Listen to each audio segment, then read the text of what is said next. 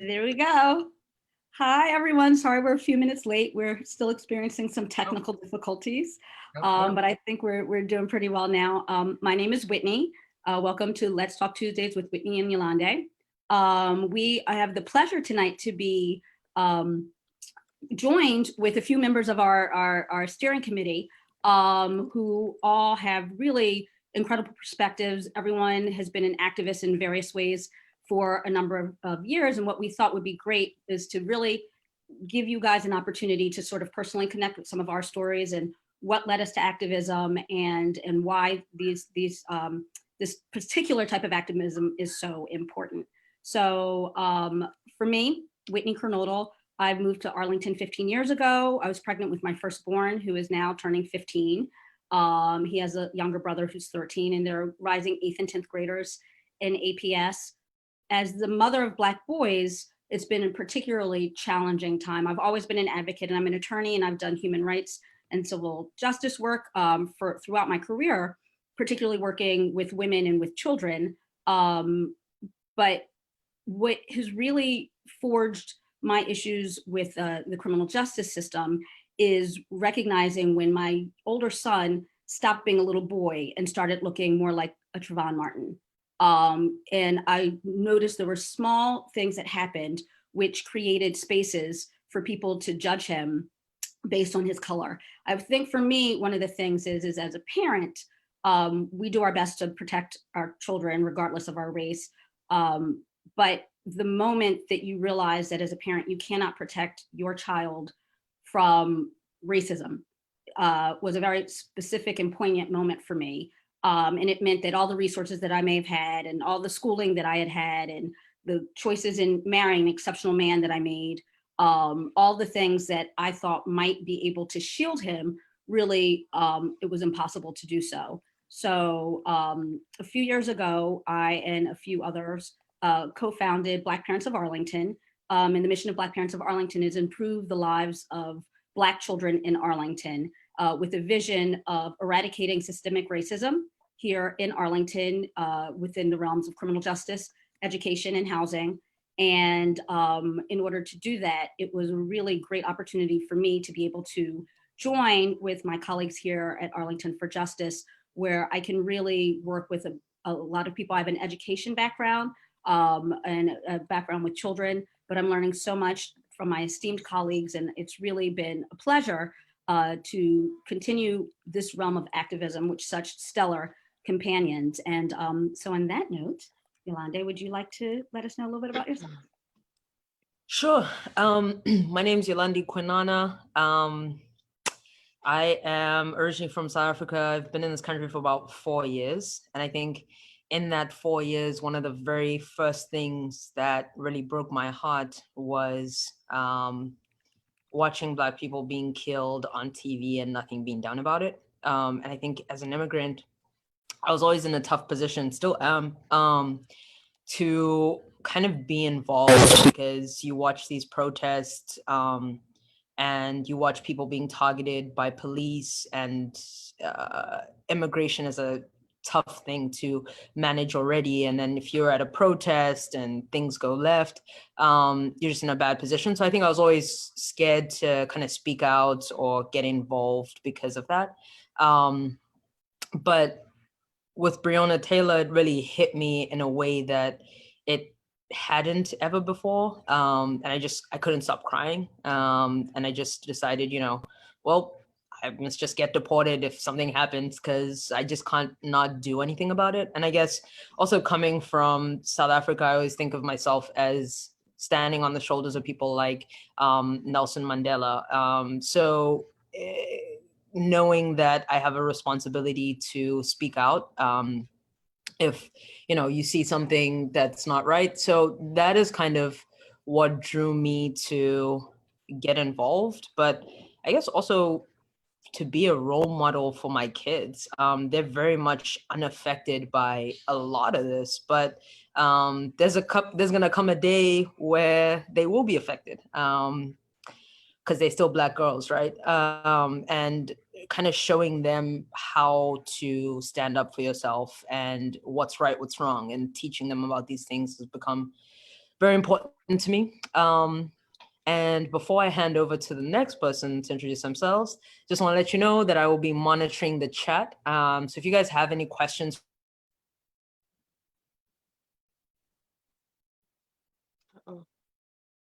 for us, or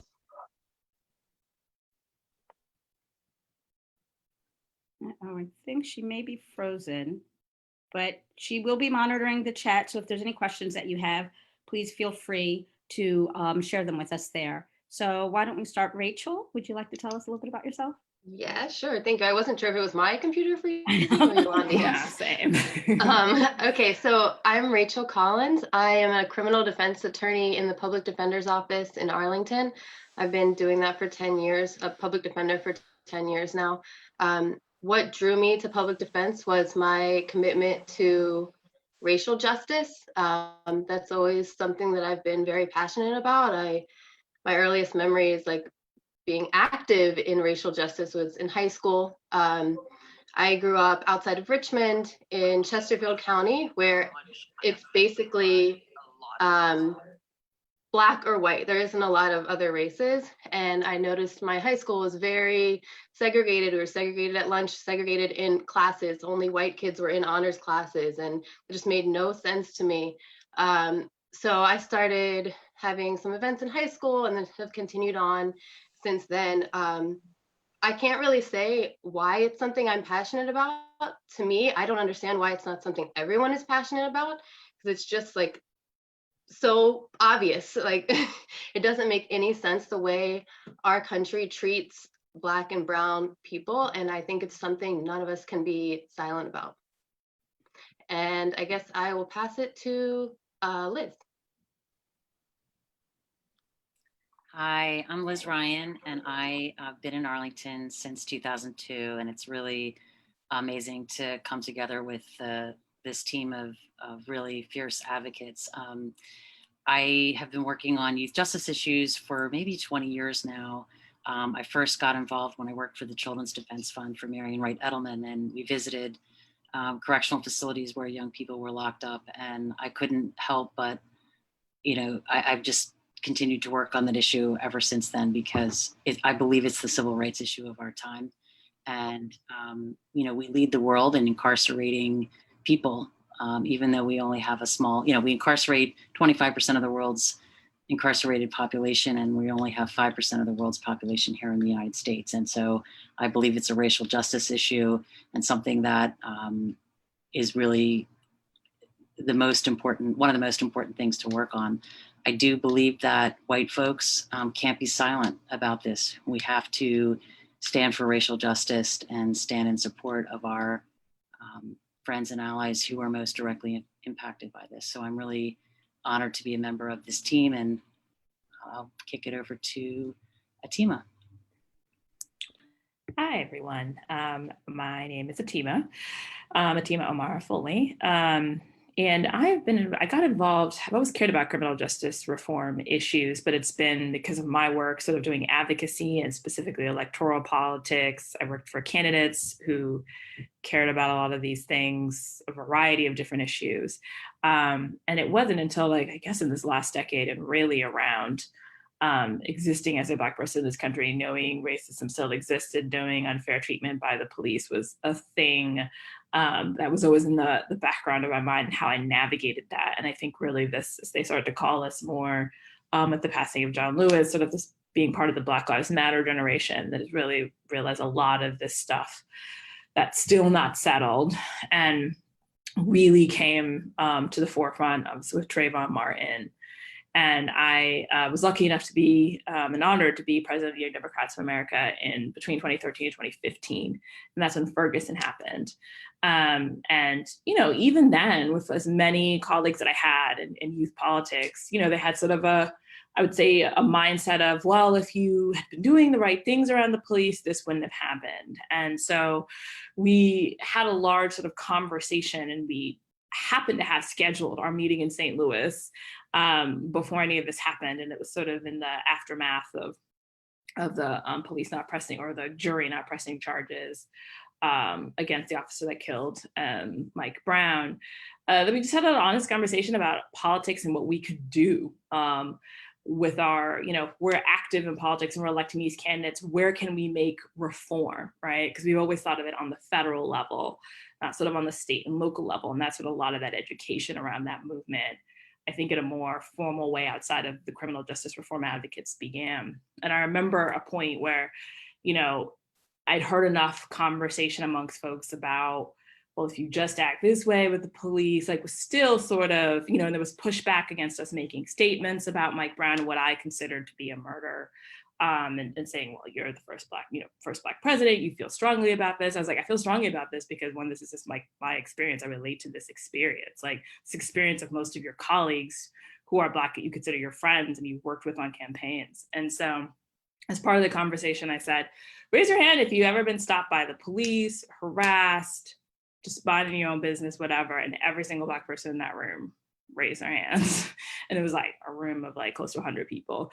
And like, you saw like the look on all of my white colleagues' faces just kind of changed. It's like, listen, we don't talk about this with you all, like, but this has been a part of our lives for a very long time. Like, we are professional people, we have grad degrees, some of us are, our teachers, lawyers, doctors, like, and our income and our training and our articulateness does not matter. We will still get treated terribly by the police if we catch one on the wrong day, got on the wrong side of the bed, and that is wrong, right? And so my interest has always been since then. And I think finally, like, I hit sort of a wall, as Yolandi was saying earlier about Breonna Taylor, it was Ahmaud Arbery first, and then it was Breonna Taylor, and then George Floyd. And I still haven't been able to watch the whole video, but just the images alone just set me off. And I'm like, I have been involved in electoral politics for a long time. I've gotten to know a lot of elected officials. I've done a lot of work. I've gotten a lot of other Black and brown people involved in politics. Looking at John Lewis and others as an inspiration, how can I use the skill set and the context I have to push forward on this? And so that's, how I started texting some of you all, like Michelle and Kim and some of our other colleagues on the steering committee, like, how can we do something in Arlington? How can we do something in our backyard? When the call was, don't send any more money to Minneapolis, don't fly out to Minneapolis, figure out how you can change in your community. And after stuff that happened in Lafayette Park, I was like, all right, we have a lot to change in our community. And I started getting a little involved with our Commonwealth Attorneys race last year. And this is sort of the next phase of that for me. And also, I will say, being a Black woman who's also from an immigrant family, knowing sort of the intersections of it, and having family members with disability and mental health, I know that it's not even just, there are a lot of communities that are affected, and they're disproportionately affecting Black and brown communities, especially if you have a mental illness, if you're disability, or if you're LGBTQ. And it's just so important to change how we do and consider public safety in our country. Okay, thank you so much, Atima, and thank you, ladies. I'm wondering if now, should we talk about some of the comments, Yolandi, or should we play our video, since we're speaking about videos and how disturbed that everyone should be, regardless of their own personal race? Thoughts? Oh, she frozen? Yeah. And I'm sorry, my internet is going in and out. So if you guys see me going in and out, just pardon that. But one thing I wanted to say that really resonated with me with what you said, Atima, was that whole argument of she just behaved a certain way with the police completely falls flat on its face, because you watch like what happened with Philando Castile, right? He was a registered gun owner. He said what he was supposed to say, and he still got shot in front of his child. Yeah, exactly. With her in the back seat, that for me was a lot. As what if the bullet went right through and then killed her? Like, is there no right? Like, do we really need you if that is the kind of training that you have to be able to just do something like that? But then also Breonna Taylor, that exactly. So what should she have done? What should she have done? Yeah, like they had a no-knock warrant. What? There's no all these situations. It's like, especially in the South where open carry is a thing. I don't know people who actually own guns, like my family doesn't, but like, I know people who are like, if somebody's breaking into my house or I perceive it and it's in the middle of the night, like in what her boyfriend did, which was like fire. And then of course it's open fire from the police and, you know, but they had a no-knock warrant. They did not notify that they were coming at all. And it was the wrong house on top of that. Yeah. And it's like also with what you were talking about, like if you have mental health or if you have mental health issues or your LGBT.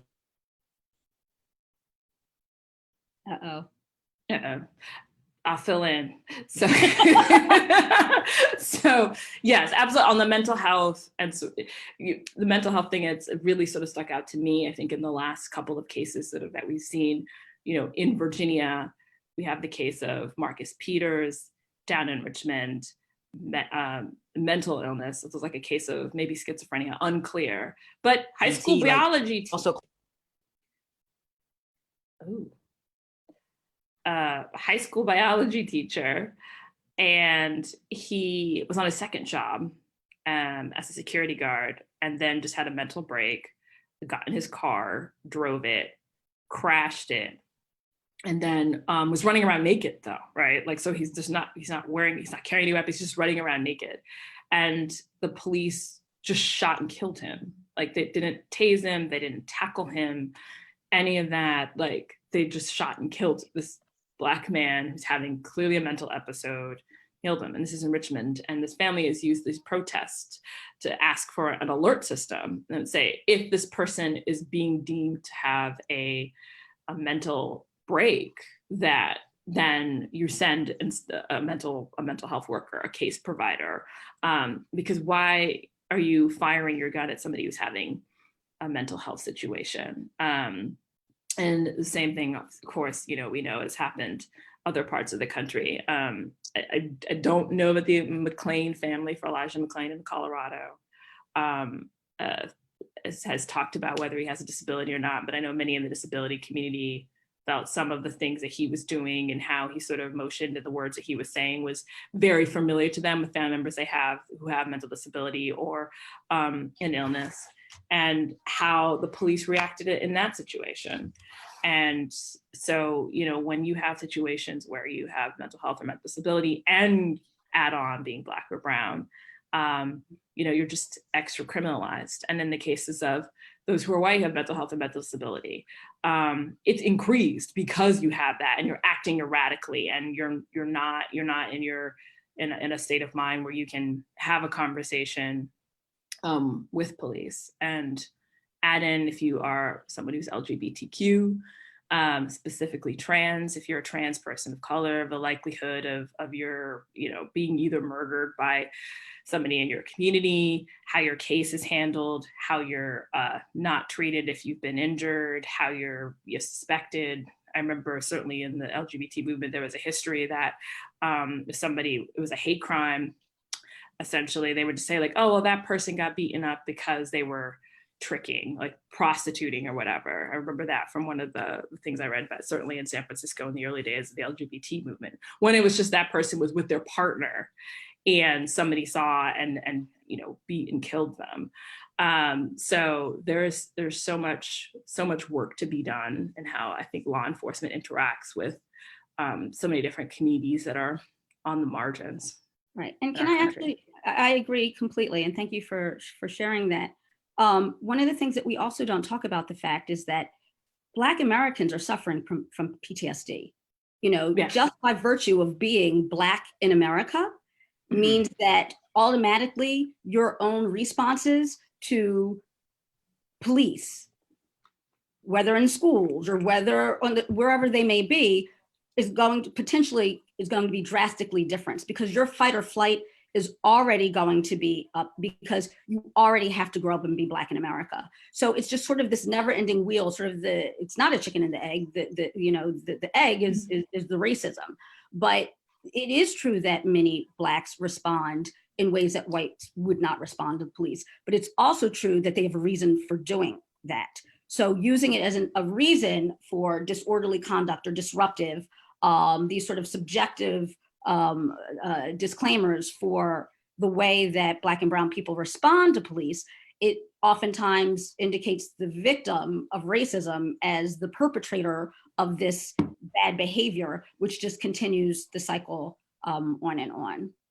We also- they call it, I was gonna say, they call it continuous traumatic stress disorder, which funnily enough, Yolandi, you'll know from the psychiatrist who diagnosed or called this disorder. It's a subset of sort of PTSD, all the same symptoms, but shows up. He used South Africa and Black people who grew up under apartheid to sort of examine it. Like when you're constantly in a state where everything is monitored, you do the wrong thing, you say the wrong thing, that could get you killed essentially, and no one will protect you. How your brain and how you shift and react to things. I know for me, like if I see a cop car coming at high speed behind me and I'm not sure if they're coming behind me or they're about to pass me, like there's a point where my car just slows, and not even because I'm worried about I'm speeding, but it's because my heart rate just started like up really high.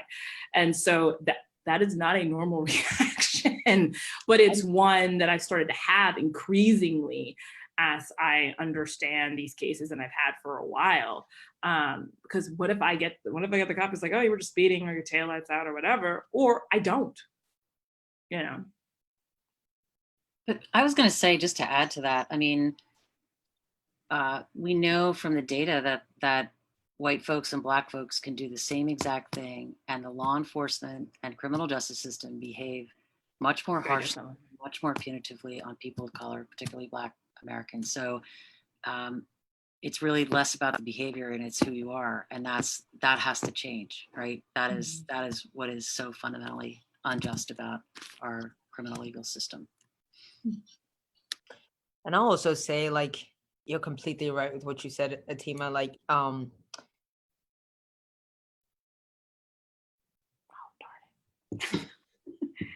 We're all in suspense. Oh, I hate it when the Wi-Fi technology. I Oh, know. Can you hear me? Yes, now we can. Okay, I'm sorry. My internet is really, but I was gonna say in South Africa, I'm what you call a born free, not really a millennial, meaning that I was born after apartheid and everything. But I always tell people, like, even with what happened, like I see the effects that it had on my parents and my grandparents, but even after what happened, I feel so much safer in South Africa than I do here. I feel Black here. Like everywhere I go, I feel Black. I'm made to know I am Black, right? So if I go to the grocery store, you know what they do. They make me feel bad. Right. If I go, you know what they do. Yeah. If I go to work, I feel Black, especially because workplaces are majority, especially in corporate, majority 80% white. But you feel Black. There's certain things that happen that make you feel that way. And then it's also the police. And I think the one thing that I can say is, like, first of all, in South Africa, like, police don't do traffic stops. There's traffic police who don't carry guns, who do traffic stops, because there's no reason for you, if you're just monitoring traffic, to be able to shoot someone, right? What is the purpose? And so, yeah, they don't, so you can speed. I've sped past police multiple times in South Africa. They can't do anything, because then it's not their job to monitor that. They're just there to fight crime. But also, I think I was in college one time, and my cousin and I went out. We got drunk. We were in the streets, whatever. And then this cop pulls up and kind of tries to talk to us about being drunk and disorderly, puts us in the back of his car, and then he says, he calls my uncle. My uncle comes, gets us out of the back of his car. We never got arrested, nothing like that, right? Only because why is he gonna try and arrest a college kid for doing what kids do? Why is he gonna try and ruin my life? That's not his role. So what I've always felt, especially coming from South Africa, is like more of a parental figure from police than like an actual, like, unless you murdered someone, you know. So I don't know where I was taking that. but that's what I Yeah, say. no, but I think right. And I could actually sort of relate to that too, with both my parents having grown up in Uganda, and they grew up under colonialism, full 9 yards, had their own protests and everything against that, and certainly knew racial differences and institutional racism. But yeah, they will always say like, we knew we were Black in Africa, right? But here it's like an extra sort of magnifying glass of the things that are sort of built into every system.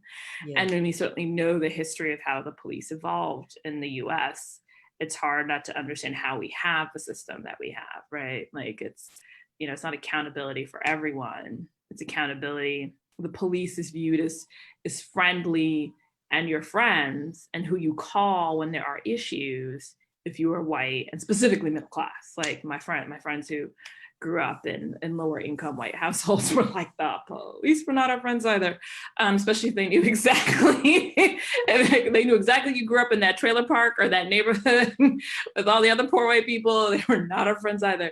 But they knew also that if they left those neighborhoods and people didn't identify them with those neighborhoods or those communities and those families, then that white passing, being white, would save them in other parts of the world. But it's always something that you can't quite escape. In the workplace, police, engagement in school, police officers, security guards, and just growing up knowing early on that was sort of, and my mom tried to make sure I understood it like fairly early. Like I remember this is like I'm trying to make this story short, but it was Charles Stewart case in 1989. And he's a white man who was married to a woman he didn't want to be married to anymore. She was about ready to drop his kid at any minute, like Lily was pregnant. They drove through Roxbury, which if you know Boston, is like the Black historical section of Boston. And he pulls over and he's talking to her. And then when she turns away for a second, he shoots her dead, shoots himself. And then essentially, calls the police, says, Black man tried to kill us, carjack us, whatever. And so the Boston police go into action. They literally do the most illegal raid of all of the Black housing projects.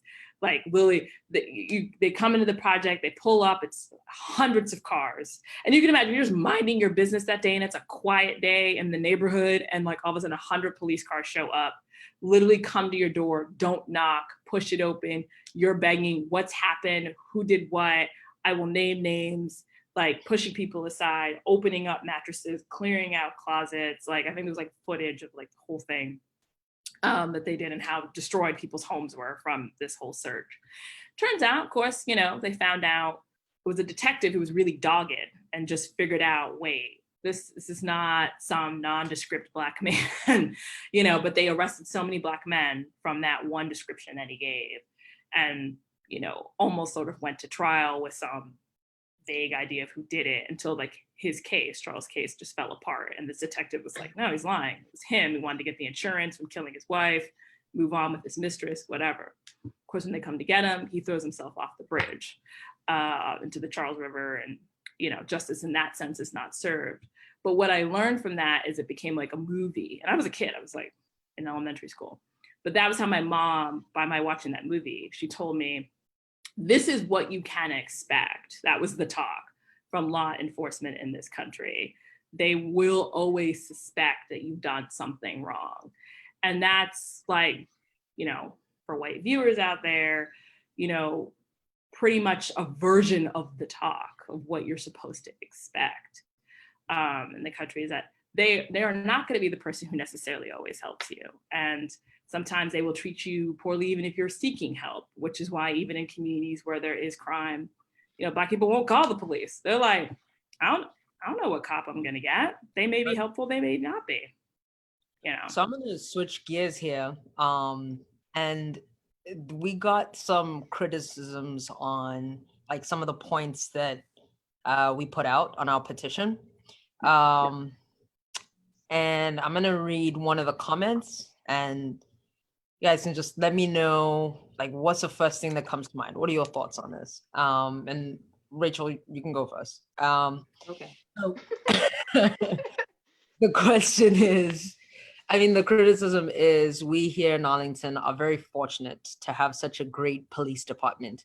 Reform for what? Okay. I think in some ways we do have a good police department. I am not here to say that every police officer in Arlington is a racist, horrible person out there terrorizing the community. That's not going on. And in some ways we are fortunate, but just because we aren't the bottom of the barrel police department doesn't mean that we don't have things to improve upon. And I think in a situation like this, where Arlington does have this mindset that they're so much more progressive than other communities and that things that are happening in other areas aren't happening here, it's a lot harder to move forward because everyone thinks we're already there and we aren't. And I'm not the best at rattling off all the statistics, but I know that in Arlington, over the past few years, a vast majority of possession of marijuana cases have been with Black defendants, although a very small percentage of Arlington is Black. So things like that don't make any sense. I mean, people are being targeted because of their race. People are being pulled over for things that white people don't get pulled over for. And if they do if a white person does get pulled over for that issue, the white person isn't being asked, can I search your car? Or having the drug dogs called on them after being pulled over for something hanging from their rearview mirror. Or I had a case recently where someone was pulled over for turning left onto from one lane into a 2-lane road, and they turned into the right-hand lane on the second road instead of the left-hand lane, which I didn't even know that was a law. But apparently if you're turning left from a one-way street onto a 2-way street that has 2 lanes going one way, you have to turn into the lane allegedly closest to the yellow line, which I think that's unclear, but that was something that an officer was being trained to pull people over for. And to me, that's clearly just trying to target this specific individual for whatever reason. That person was, of course, Black. So that stuff is happening in Arlington. A lot of people focus on issues like which these are all big issues, like use of force, the murders, the stuff that's happening in response to demonstrators. All of those are huge issues, but criminal justice reform and police reform is a lot more than that. It's, for example, prohibiting consent searches, like I talked about, where an officer does not have to have probable cause to search someone if they give the officer permission. And it's very hard for someone, even someone who knows their rights, to assert them when they're in that position.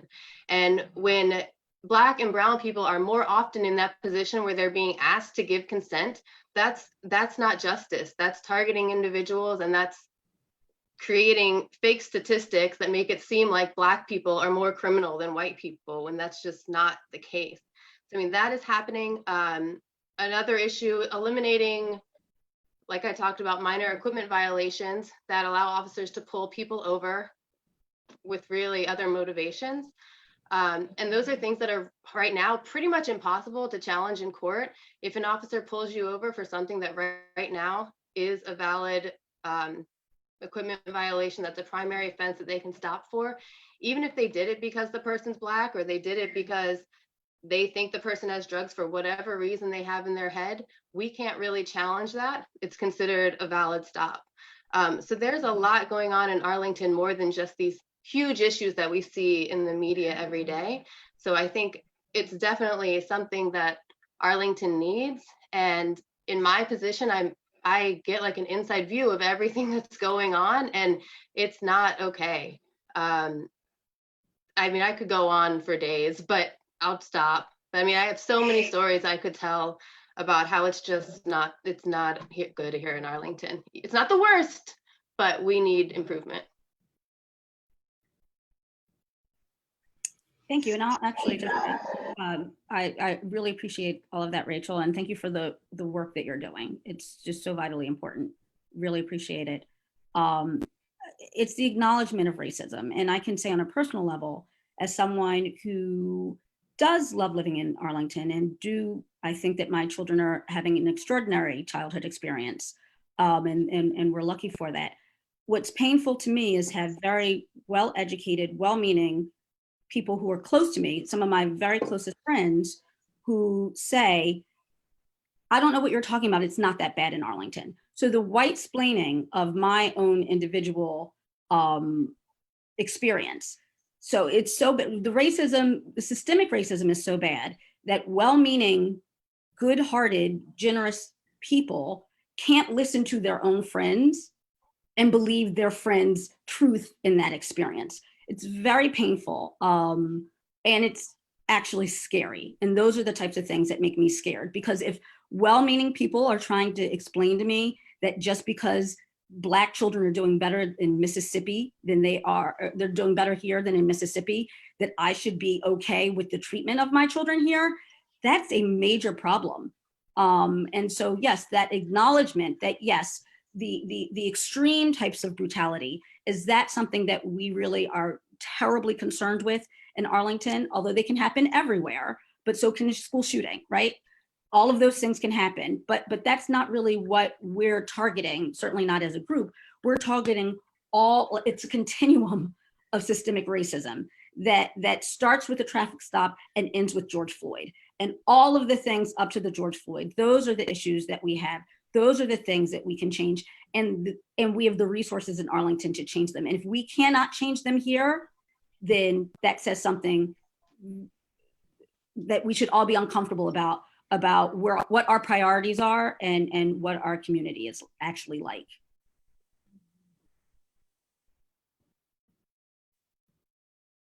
Yeah, and Whitney, just to follow up on something that you said, Black youth are 5.5 times more likely to be suspended from Arlington public schools. And so we see, this data is pretty clear. And we know that young people are engaging in the same kind of behavior, so that we know law enforcement treats people of color much more harshly and much more punitively, right? So this is something that white folks really need to hear and really need to listen to what people of color in our community are saying. And we have to not forget, it wasn't that long ago when we had segregated schools here in Arlington, where Black people could not go to the drugstore and, sit at a counter and order a hamburger. Arlington put walls around the Black community in Halls Hill for 60 years. We've done some things here in Arlington. We had a sheriff in Arlington that was a member of the Klan. We're not that far away from those things, and these kinds of things are happening now with the way that law enforcement treats people of color in our community. And I think we as a community have to decide, where are we going to put our resources, right? So we're spending $75 million a year on law enforcement in our community. And I think it's hearing some of the things that Rachel is saying about how law enforcement behaves, and hearing you, Whitney, we're using resources in a way that's harming people in our community. We need to shift those resources to things that are really going to help our community and make our community more equitable for everyone. Yeah. I mean, just going off a little bit what Liz and Rachel said, and specifically the fact that, our county is one of those where the percentage of Black and brown people in jail is higher than the percentage of Black and brown people in the county. That should give anyone pause. And I know there's the argument that, oh, well, a portion of them are from DC. Well, that brings up a second issue. Why are we doing DC's job for them? And where are the white people from DC? And where are the white people from DC? So it's the second question. And then the third question is, like, when you look solely at Arlington numbers, it's still higher. And, there's no argument around here about, or there shouldn't be any argument about, well, maybe they've done some stuff and they've done some things. Crime is not exclusive to Black or brown people. Here to share that. Plenty of white people north of 50 who get into criminal activity, or what would be designated as criminal activity, regularly. There are plenty of people who smoke marijuana south of 50, and there are plenty of them who smoke it north of 50. When you look at, and I was on the community services. Smoke marijuana than Black people. I know, right. And now they're running the marijuana legalized industry. And I'm like, can Black and brown people get rewarded for the hustle we had going earlier on this? Like, just say Some shares, some yeah, little stock. But yeah, no, I mean, like I was on the Community Services Board, which is for Arlington County, oversees all of the social services specifically for people with mental illness, mental disability, and substance abuse. And when you look at the breakdowns of opioid usage and where they were coming from by zip code, it was very high at 2207 and 2209, which is north of 50 in some of these, you know, more established, wealthier parts of our county. But you wouldn't know that based off of who was getting arrested. So we really have to have some honest conversations about who's getting most policed, why are they getting policed? And yes, even in our county, which has done an amazing job on providing a lot of services that a lot of counties still struggle to provide. And, you know, our police in some aspects have done fairly well, but there's still a lot of room for improvement. And we should be rooted in equity and justice and getting to be better, and really like be able to answer the hard questions on that.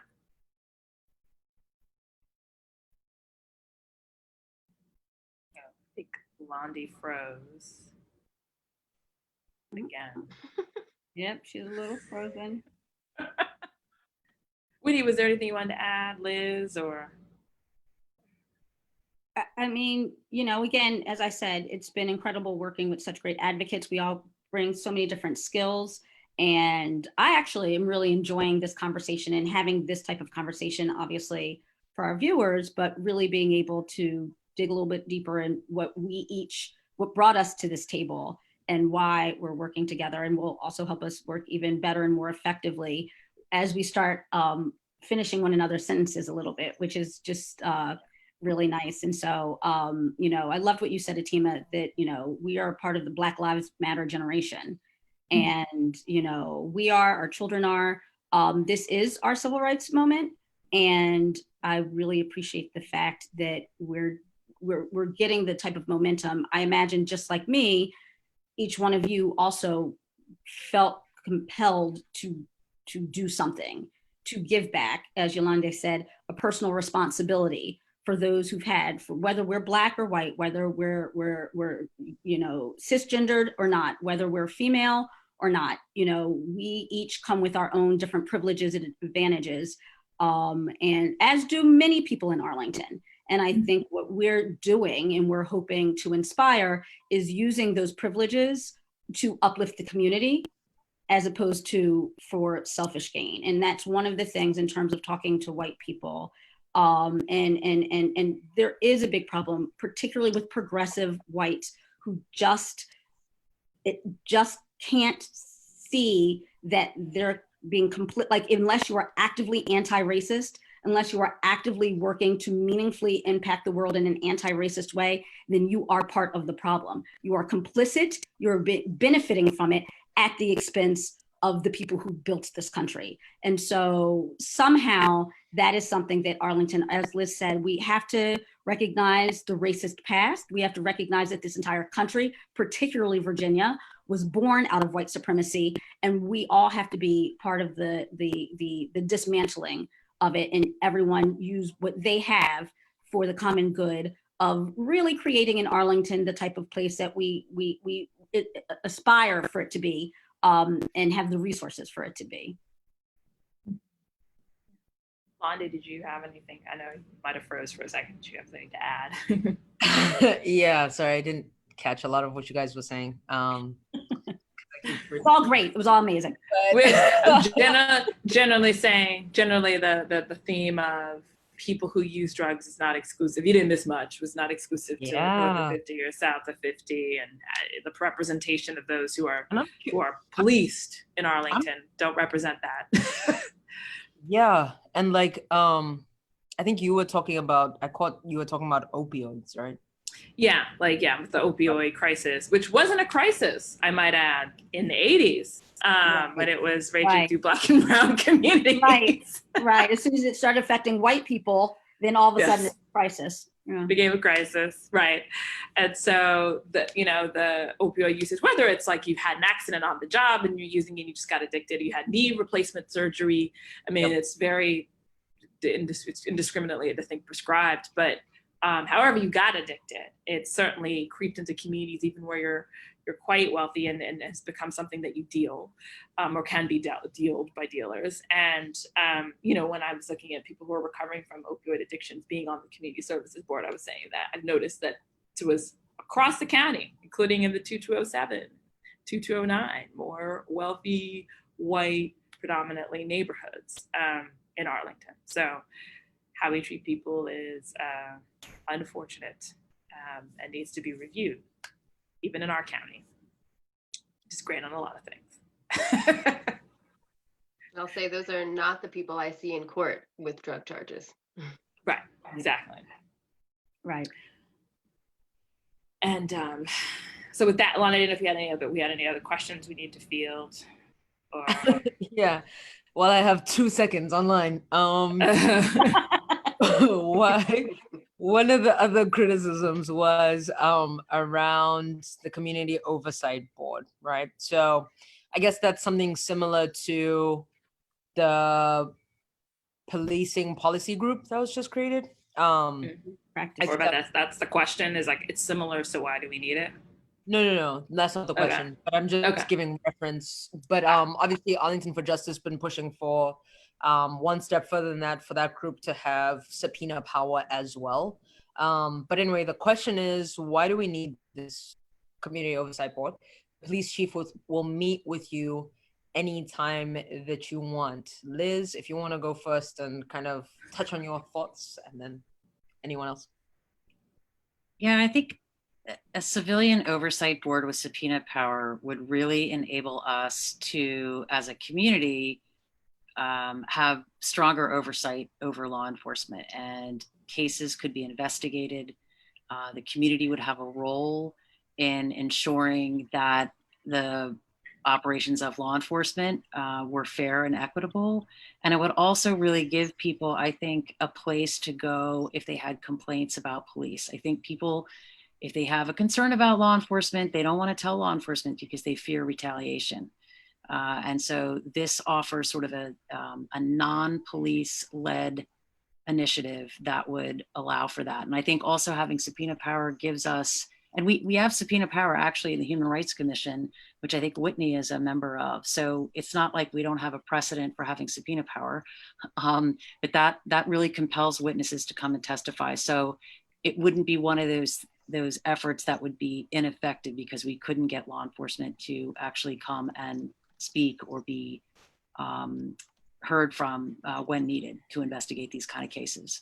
So it's something that I think gives us the opportunity to really ensure that there's oversight. It builds more transparency. I think it's actually, if law enforcement, it's better for law enforcement. It adds some light and sunshine on what they're doing and that they're being watched. And so they can't do things with impunity. And we see that regularly, unfortunately, even here in Arlington, where people say it's really progressive. There are issues with law enforcement, and this kind of thing brings transparency and more accountability. Just to briefly add on to what Liz said, I definitely agree that transparency is a major issue, and people in Arlington don't know what's going on, and there's no way for them to know because it's not in the public, and I think this board would help with that. I often, when I walk from my office over to the courthouse and I look around and I see all these other people, going to Starbucks, they're going to their office. And I just always think it's crazy to me that these people have no idea what's going on in this building across the street. Like, people don't know. And so I think that's really important. Also, as far as being able to just go speak to Chief Farr, that's absurd to me. People, especially people who are being targeted by police, people who are marginalized in our community, they don't feel they can just go speak to Chief Farr. And in fact, our office has had people file complaints against the police department. And then when it comes time to meet with the police department about the complaint, we had someone who wanted us to come with him. He wanted a lawyer with him to go to the meeting. They wouldn't allow that. They would not allow his lawyer to go with him. And so that complaint went nowhere. So I think that idea is just absurd and does not address the issue. Yeah, I would say the only thing I would say to add to that would be if we felt that we could go to the police chief about our issues and concerns, then I don't think we'd be at this moment in time at all. So. Yeah, and also like in my conversations with police leaders here in Arlington, it's very much that they're doing the right things. That's what they're saying. That's what some community members are saying. They're doing the right things, right? So if you're doing the right things, there's no reason for you not to want to be checked, right? If you're doing the right things behind closed doors, then we can come on in and check everything out and look under the bed and everything's going to be fine. So why the resistance? That is my biggest concern. Why the resistance? Why, what are we going to find? What are we going to see?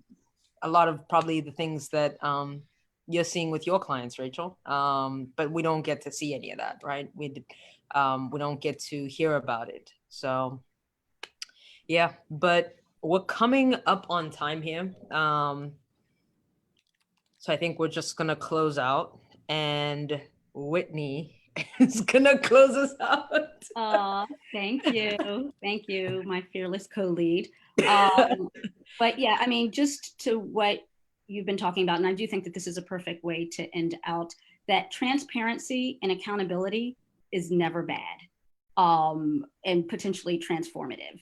And any community that considers itself progressive should consistently attempt to be transformative, and consistently work on bettering itself. And so that's what we need now. So thank you. Thank you to our viewers. Thank you to Rachel and Liz and Atima. As I've said, this has been such a great group to work with. We what? The munch.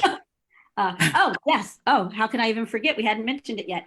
So August 1st. How is it already August? We haven't even left our houses yet. August 1st, we are going to do a march. What's it called? The March to Support Black Lives, Yolandi, in conjunction with the national movement. And I'm like, I can't tell whether you're freezing, whether you're going to. Oh, sorry. Yeah, so we're doing it in solidarity with the National March for Black Lives, which is happening in DC. Well, it's happening nationally, but the DC one has been postponed, just to let everybody know. But we're still going ahead. Yes. Yes, we're still going ahead. So more details will be forthcoming, but we will be hitting on some of our big issues.